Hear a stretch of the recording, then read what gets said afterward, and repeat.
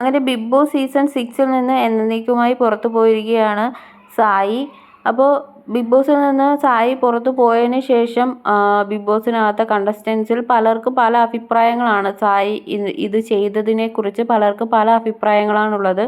അതിൽ ഇപ്പോൾ സിജോയും ജാസ്മിനും കൂടി സംസാരിക്കുമ്പോൾ ജാസ്മിൻ പറയുന്നുണ്ട്, അവൻ ഓവറായിട്ട് എന്തൊക്കെയോ അവനെല്ലാം പ്ലാൻ ചെയ്ത് ഓവറായിട്ട് എന്തൊക്കെയോ മറ്റുള്ളവർക്ക് ഒരു അവസരം പോലും, അല്ലെങ്കിൽ അവർ മറ്റുള്ളവരാരെങ്കിലും ഇതിന് ശ്രമിക്കുന്നുണ്ടോ, പണപ്പെട്ടി എടുക്കാൻ ഇതാക്കുന്നുണ്ടോ എന്നുള്ളൊരു അവസരം പോലും കൊടുക്കാതെ എന്തൊക്കെയോ പെട്ടെന്ന് കാണിച്ചു കൂട്ടിയ കാര്യങ്ങളായിട്ടാണ് ജാസ്മിൻ ഇവിടെ പറയുന്നത്. ജാസ്മിന് അത് തീരെ ഇഷ്ടപ്പെട്ടില്ല എന്നാണ് ജാസ്മിൻ സിജോയുടെ അടുത്ത് പറയുന്നത്.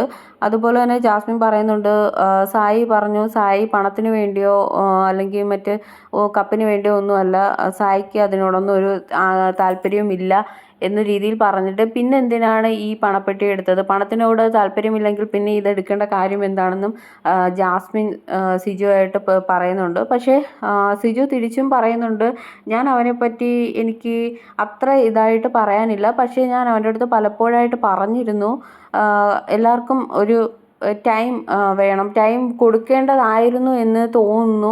പലപ്പോഴായിട്ട് ഞാൻ അവൻ്റെ അടുത്ത് പല കാര്യങ്ങളും പറഞ്ഞിരുന്നു എന്നും സായിയെക്കുറിച്ച് സിജോ പറയുന്നുണ്ട്.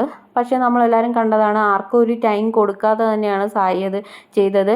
ഇതേ പരാതി തന്നെ ഋഷിയും അഭിഷേകും തമ്മിൽ സംസാരിക്കുന്നുണ്ട്. അതിനകത്ത് ഋഷിയും ഈ സെയിം കാര്യം തന്നെയാണ് പറയുന്നത്.